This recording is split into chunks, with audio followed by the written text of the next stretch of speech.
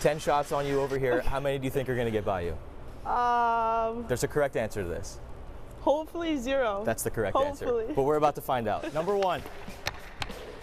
Oh. Okay, a little high. And the baby Russell made it to the national championship. Oh, and he was in so the house. little. I would say good luck charm, but they had won 5 games before that. But I know his presence was super special and meant a lot to Rob. And what a busy month. He goes from a national champion to changing diapers.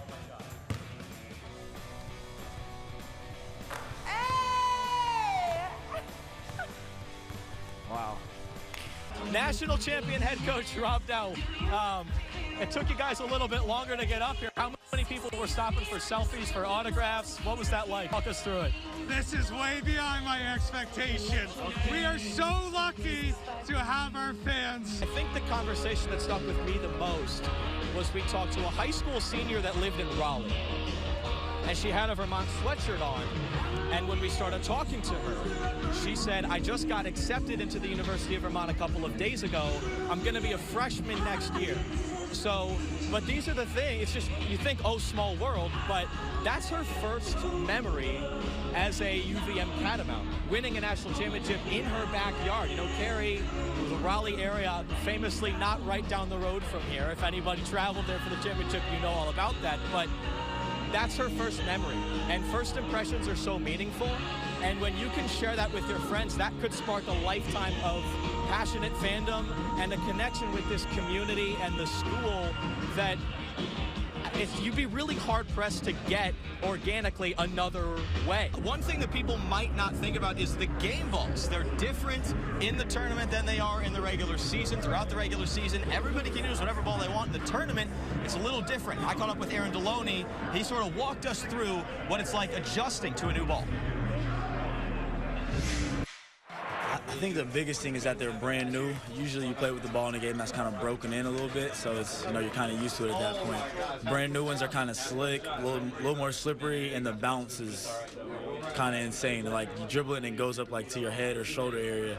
So there's kind of a big difference. Last season, the Catamounts didn't get a chance to shoot with these particular balls until their day before shoot-around. This year, though, they did get that chance. We only had that warm-up this year. They sent us some to Vermont a couple days before we got to make it out here, just to get used to them. Deloney says there's a noticeable difference with these balls, but every team has to go through it. Maybe a little bit, just knowing a shot touches the rim one way, it's just going to bounce super hard, knowing you have to dribble a different way, catching it, you might be slick, so just some small differences, but you got to play through it at the end of the day. Other team has to deal with it too. So last year, he said it did play with their heads a little bit, but this time around, not so much. Knowing that they were going to be bouncy was all in the back of our head. We just had to deal with it, and then having to use them for a few days definitely helped us out. In the midst of a 4-game winning streak, the UVM men's hoops team is getting key contributions from plenty of guys throughout the rotation. Some old faces and some new, including one who hadn't played anything more than a pickup game in almost 4 years. Just last spring, Matt Veretto was a student at the University of Connecticut. His lone season playing college hoops for the University of Delaware was 3 years in the past, and he thought his playing career was as well. Graduation was approaching, and his post-grad life was waiting for him. I did think I was finished. I accepted a job in New York City. I was ready to, kind of move on to the adult world a little bit. But he couldn't quite scratch the itch of being on the basketball court. A few days before the transfer portal was about to close, it kind of hit me where I really just had that drive again, and it kept coming throughout the 3 years, but that was the most serious point. So once that happened and I entered the portal, I just gave it one last shot, and I said if I'm going to get offered by any schools and they're going to trust that I'm going to be able to play there, then I think I'm going to do it. UVM was one of those programs interested in Veretto as a high schooler. And even without a long college resume, they still liked what they saw in his game. So they picked up the phone, and he answered. As soon as I entered the transfer portal, Coach Schneider reached out and decided he wanted to give me a chance to work out here. And that was really kind of just where it kicked off. I was up here 3 days later, so that was, really exciting. Getting back into playing shape didn't happen over those 3 days, but Veretto powered through anyway. About 15 minutes into the workout, he had his head in the garbage can, and it was like, and he took a couple minutes, gathered himself, and then just went right back at it for another hour. And actually, we had, we were like, you don't need to try to rip the rim down every time you finish, and he's like, okay, and then he ripped the rim down again. Like he has one speed, and you love that about him. That workout would prove to be symbolic of his Catamount career thus far. He missed most of the summer dealing with injury, but came back and ended up playing 27 minutes in the Cats' first exhibition game. I think the nerves kind of got to me a little bit. The nerves, the conditioning, kind of everything. But after a few games, I kind of settled in a little bit. Just kept hitting the practice floor hard and just trying to get back in shape. From there, Becker and the coaches planned to ease Veretto back into the rotation. But injuries in the front court have changed plans a bit. I thought, all right, we can bring Matt along, and be patient with him as he kind of works off the rust. But he's accelerated that process, and now he's starting. He's been huge for us. Since joining the starting lineup, he's averaging almost 20 minutes per game and poured in a season-high 14 points in a massive win at Colgate, picking up where he left off 3 years ago, all while chasing a master's degree in accounting along the way. It is a little tough. The classes aren't easy. But I've been able to balance it, even being on the road and everything. I think the coaches have been really helpful in, making sure everybody does their study hall hours, and I think that's the biggest thing, is just constantly putting the work in, both on and off the court, to make sure, there's no issues.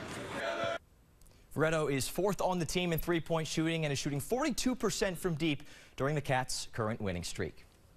Spencer Potter's home has a view that will stop you in your tracks. But even that view can't distract from what sprawls throughout his property, a 6-hole public golf course that he crafted himself. We were having dinner on the patio over here with a good friend who was a golfer, and he said, oh, it would be fun to pitch across the pond to the knoll over there. They paced the property that one summer night in 2004, stuck a cedar post in the ground to act as the target, and picked out 5 more holes to create the original version of Woodchuck Golf, named after what roamed its grounds before golfers did. It got its name because I had over 100 woodchuck holes to fill in. They kept caving in for several years. Fortunately, that has stopped. Since its initial phase, it's transformed to a real course. The shortest hole is 104 yards and the longest is 290. Tee times are required. As Spencer says, it's real golf, just with a few added obstacles. On number 6, you got to hit basically up and over a burn pile to get onto the green. Not a whole lot of places you hit over a burn pile. The drive on number 3, the 290, you actually have to hit right directly at a pine tree and hit over a pine tree, and that gets into some people's heads. Before sharing his home with the course, he was never a huge golfer. In fact, he still works as a tax assessor, keeping woodchuck golf in playing shape in his free time. We have 2 greens mowers, one set up for the green height and one set up for the collar and the fringe and fairways, and that I do with a 0-turn mower. So essentially I got to mow everything every 3 days. Spencer never advertises, but a quick internet search will take you up a short, hilly dirt road in Waitsfield, where what was once a grassy field with stakes in the ground lies a 6-hole golf experience you'd be hard-pressed to find anywhere else. We've met just hundreds and hundreds of really delightful people, and often get a chance to visit with them a little bit and whatnot. And we ask for donations to the food shelf, and people have been extraordinarily generous.